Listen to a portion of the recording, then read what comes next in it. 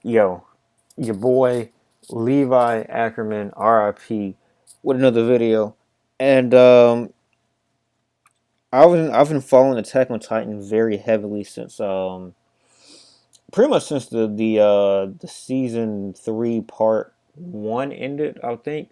Uh I remember distinctly when season 3 part 2 was about to drop, and then a manga chapter came out the same general week, and that manga chapter I believe was the beginning of our current and final arc.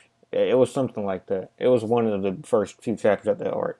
I was like, this is pretty damn rad. All this stuff happened all at once, and I just jumped in at that, and I've never looked back since then. I believe that was about I think it was last summer, not the summer this year, but 2018 summer.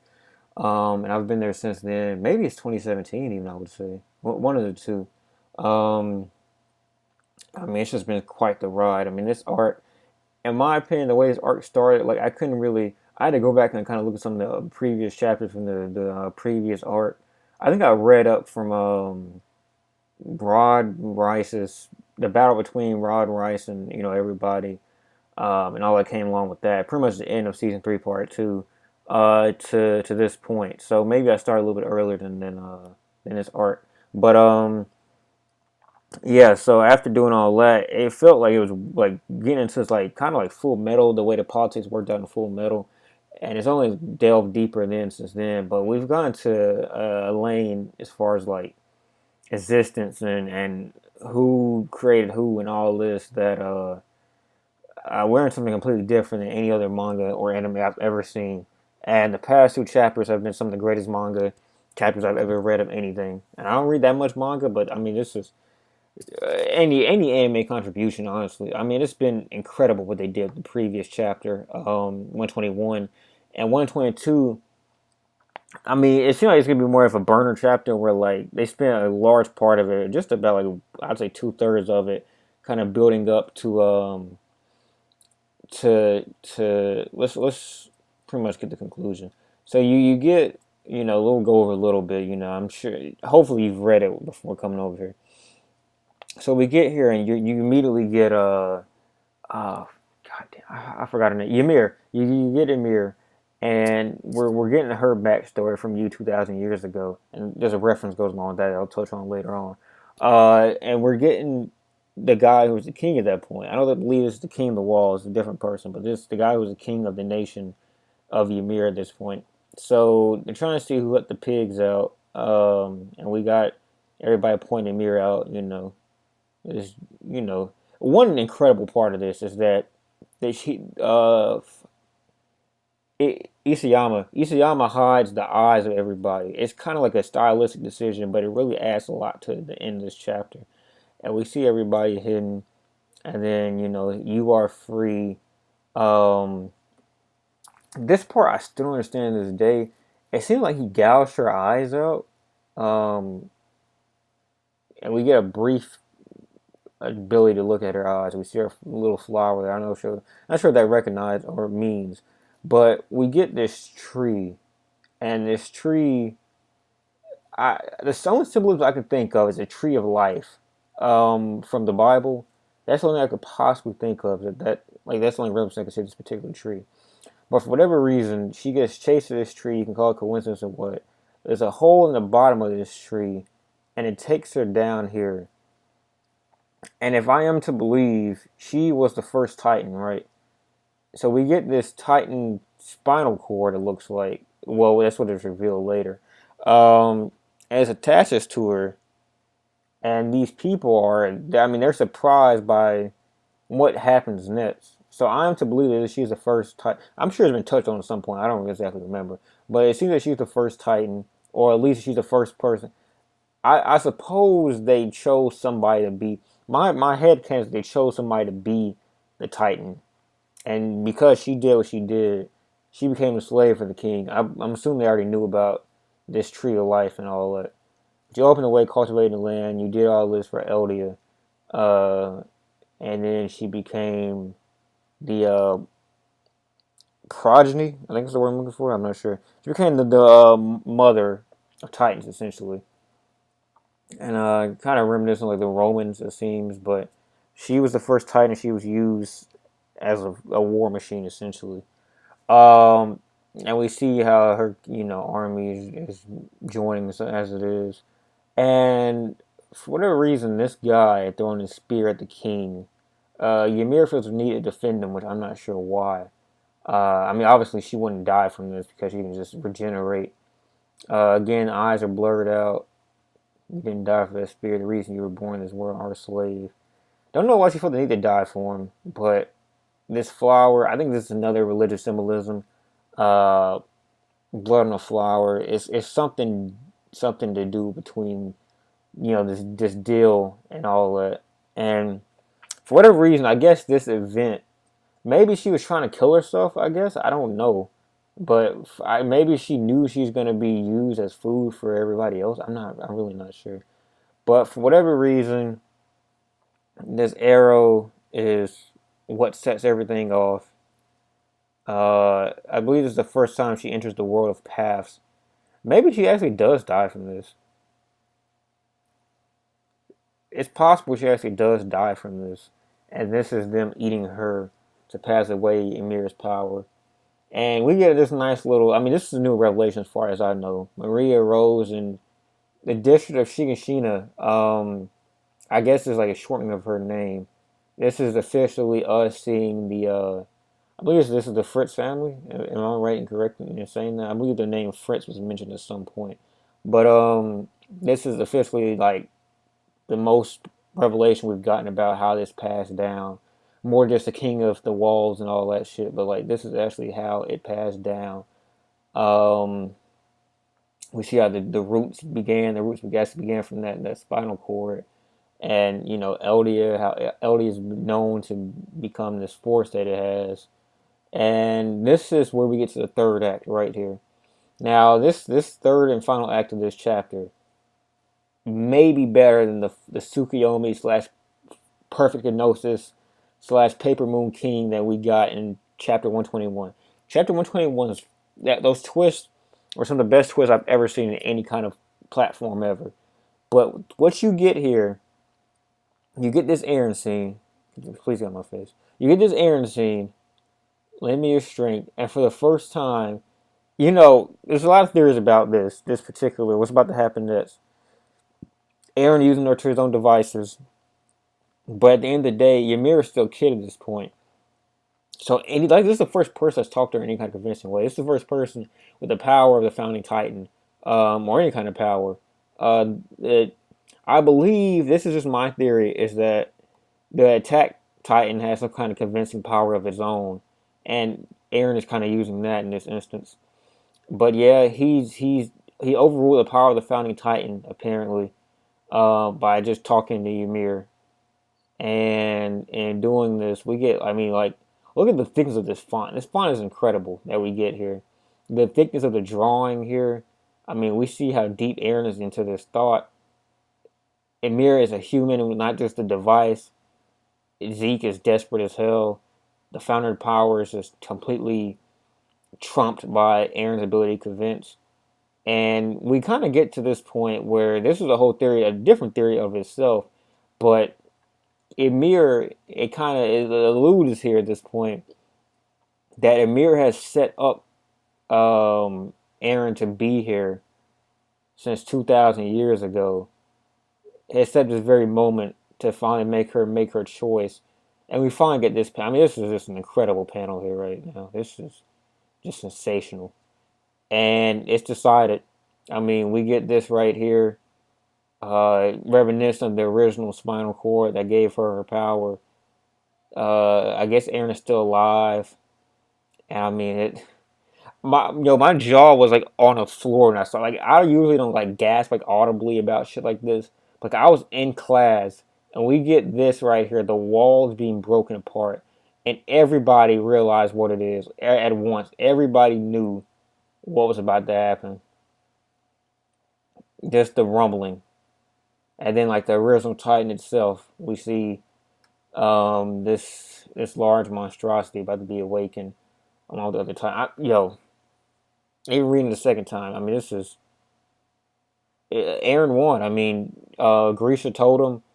I think people originally thought that Grisha was like deluded. or to thinking that, because I mean he really couldn't see that small part where Eren won. I mean that'd be above his pay grade. I feel like, because his story would end around the time that basically whenever that Eren wanted him to. I know it works in a cycle, but I assume there's a point in that cycle that Eren any Attack on Titan wouldn't be able to, or any Attack Titan wouldn't be able to see a particular point in that cycle that they wouldn't be able to see, because I mean, if they could, then I mean, like someone like Eren Kruger would have killed himself. He could see that point, or whoever the first Attack Titan is would have killed himself. They could see that.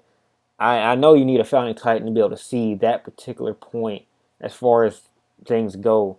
But I mean, there's even points that Eren couldn't see, or Eren could see, but he had to make certain things happen to be able to make happen. So, but at the same time, if Eren could see those points, this is where it becomes like really trippy. If there is a situation which Eren can see this very moment that he could convince Ymir, then he would have known exactly what to show Zeke to make Zeke give him the founding touch to be able to go back in those memories and make things altered. But at the same time, I mean, I just think there's so many things contingent. Like, we have a situation where Eren's controlling Zeke, but Zeke sets himself up to be controlled by fooling Eren. And the third angle is that Ymir set this all up.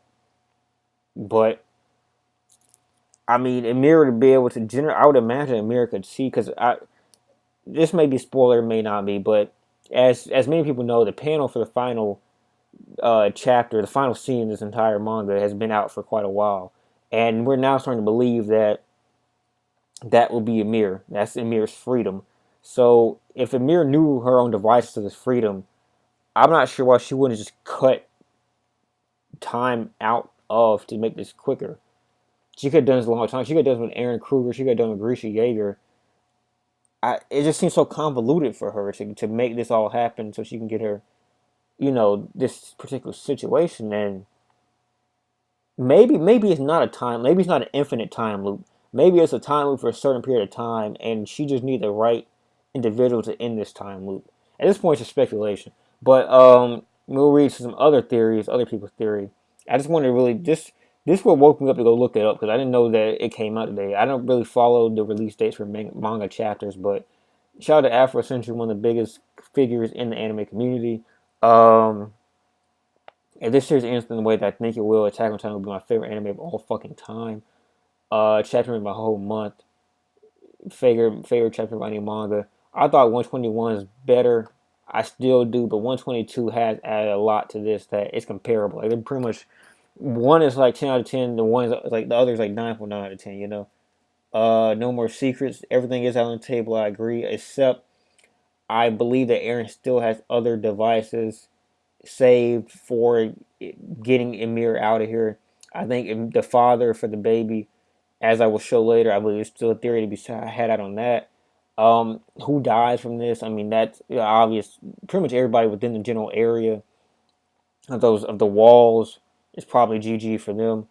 But Mikasa, Levi, there's a lot of outplay here still. I mean, I know we're like in the last like 10 or so chapters, maybe even less than that. So I don't believe that Levi have a tangible impact, but I do believe Levi would do something of note. They didn't listen. Isayama isn't what's his name?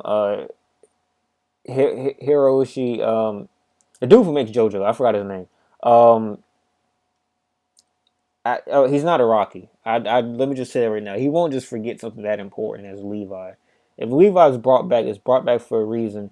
And as we can see, this guy's had the whole thing planned out for what, years now. Like, I mean, it's at this point we gotta build the belief that everything that's happening is not just being planned on the spot. This is months in advance. I mean, we had the ending planned out for years now. So I mean, the way to get there will obviously be figured out. And this tweet is actually interesting to me. Remember when they said Ymir made a deal with the devil in the Attack on Titan anime? To the niggas that read the manga, think about it for a cool second. Think about who the devil is. And we do that to allude to. Oh, hold up. See if I can find it. Um, mm, God, it may not be where I wanted to be at. It's a certain GIF that makes it more relevant than I can just possibly say. But let's see if we can find it. Anyway, there's a certain GIF that has Aaron like straight face Aaron, like it flashes and we see like the attack Titan, and this looks devilish. The deal of the devil may just be the deal these two make with each other. That is my thought process. The devil ends up being Aaron. It not. I mean, as I said, it's a cycle. So I mean, the deal could be made in history and then passed on later on. But I believe that the I don't believe this, but I believe the theory is centered around Aaron being the devil in this instance. That's just me. That's just my thought process. But a couple other things. Chapter 122, manga spoilers. Chapter 1 to you 2,000 years from now. Chapter 122 from you 2,000 years from now. Another thing that preaches the cycle, so to speak. Her sending this message out, and through all these twists and turns, almost like a damn Marvel movie, we finally got what we got, and all of this has been set up by. It really makes me believe that everything's been set up by Amir. This freedom that Aaron preaches has been implanted into the Attack Titan by her, and it just need to be awakened by the right person. That's my thought process. My thought process.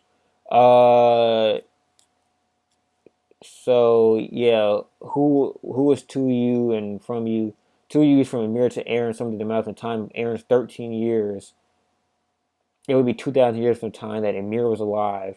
And from you is the reverse Aaron to Emir when she first gets the Titan powers.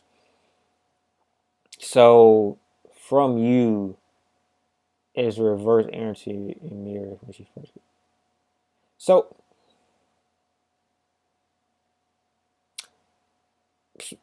so is this baby Emir? Is that what the song's like? The baby Emir when she first gets her powers? Because how would Aaron contact? How would he contact her when she first gets her powers? But yeah, the two U's obviously from. I mean, there's you have to really believe at this point that she has set up at least most of this. It definitely said the Attack Titan. Definitely set that up. Before she attained the power of the Titan, she really fell into life and asked for much like Aaron. There you go. Sheik and Sheena, it's a closed casket for them. Rumbling time, I mean, it's here, you know. And a couple more things I want to point out. Everybody loved this. That was my biggest thing. We get this right here. You have, God damn it, you have this right here, and this was I didn't know this. KTT kind of to the shout out to them showed me this. I didn't know what this was. I didn't watch many endings or anime endings other than JoJo's. Uh, but also season 2 came out like 4 or 5 years ago, so I mean it's been a minute. But this scene from this right here, the ending to chapter 22, chapter season 2, one take it. So we have. I'm trying to turn the volume off. This is Amir, obviously, and this is the devil, as we've known. Um, and whoever told history, I mean, it could have been Zeke. Zeke didn't die, but it could have been Zeke. So we get this part right here. This is the Mother Titan. These are the soldiers. Okay, I probably could have turned this up a little bit. Okay, a little bit faster. So again, the king, three daughters. We didn't know the context of this at the point, but this is them eating Emir.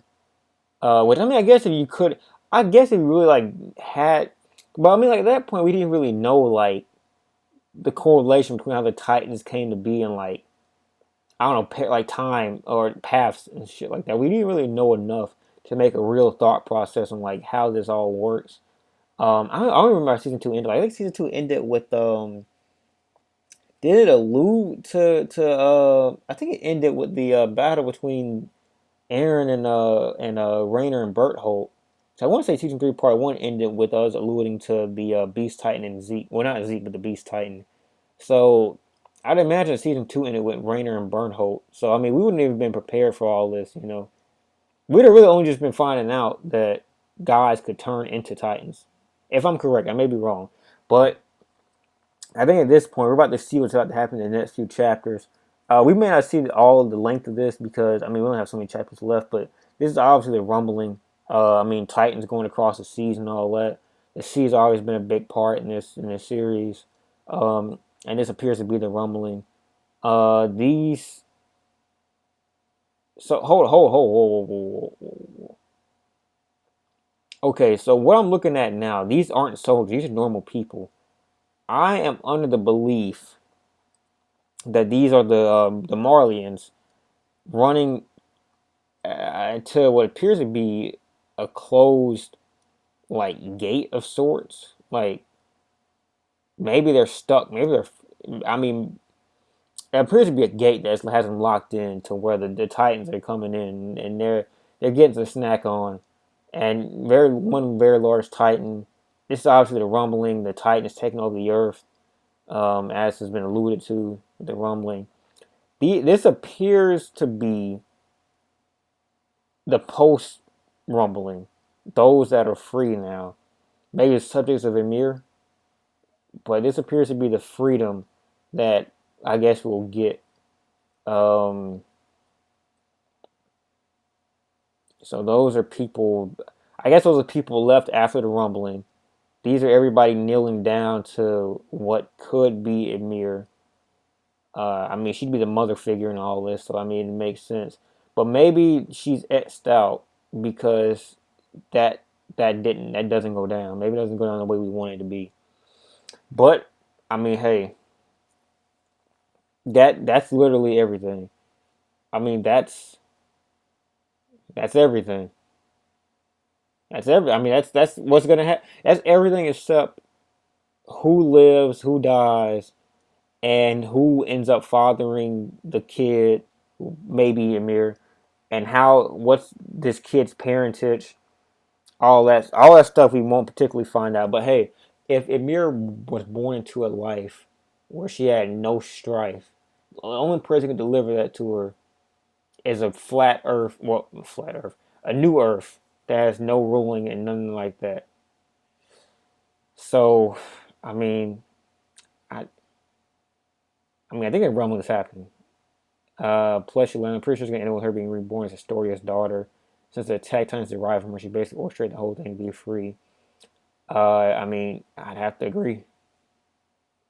I just my one thing is I just don't know how he's a protagonist. I mean, if you think from a fan perspective, he's definitely not a protagonist. He's gonna indirectly gonna kill just about everybody. Like I think he's gonna end up killing every single person and that we love pretty much. Because there's no way that like these Titans gonna just be there and everybody that we love isn't gonna fight back. Like I don't. The problem, another problem is I don't think that bowl cut mother effer. Uh, I forgot his name. His name starts with a. I want to say Annie, but it's not Annie. It's a guy that got replaced for Commander Irwin. I forgot his name.